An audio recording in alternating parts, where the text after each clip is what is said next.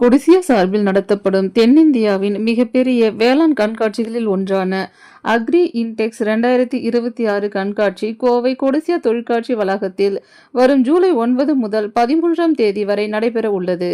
இது குறித்து agri index 2026 தலைவர் என் ஸ்ரீஹரி செய்தியாளர்களிடம் கூறுகையில், விவசாயிகளின் வருமானத்தை உயர்த்தும் நோக்கில் நவீன வேளாண் தொழில்நுட்பங்கள், வேளாண் இயந்திரங்கள், கால்நடை வளர்ப்பு, மீன் வளம், இயற்கை விவசாயம், உணவு பதப்படுத்துதல் உள்ளிட்ட துறைகள் தொடர்பான புதிய தொழில்நுட்பங்கள் மற்றும் தயாரிப்புகள் இந்த கண்காட்சிகளில் இடம்பெறுகின்றன. இந்திய வேளாண் ஆராய்ச்சி நிறுவனம், தமிழ்நாடு வேளாண்மை பல்கலைக்கழகம், தமிழ்நாடு கால்நடை மற்றும் விலங்கு அறிவியல் பல்கலைக்கழகம், தமிழ்நாடு டாக்டர் ஜெயலலிதா மீன்வள பல்கலைக்கழகம், தேசிய வேளாண்மை மற்றும் ஊரக வளர்ச்சி வங்கி ஆகியவை இணைந்து கண்காட்சியை நடத்துகின்றன. கண்காட்சியின் துவக்க விழா ஜூலை 9ஆம் தேதி கொடிசியா தொழிற்காட்சி வளாகத்தில் நடைபெறுகிறது.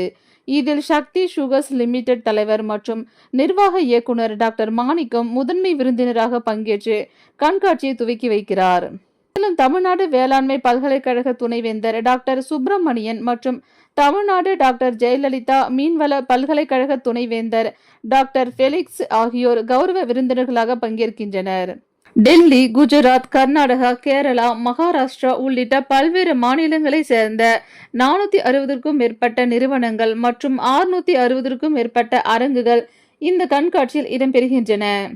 நர்சரி பொருட்கள், இயற்கை விவசாயம், கால்நடை, மீன்வளம் மற்றும் வேளாண் தொழில் முனைவோர் தொடர்பான சிறப்பு கருத்தரங்குகள் மற்றும் தொழில்நுட்ப விளக்க நிகழ்ச்சிகளும் நடைபெறுகின்றன.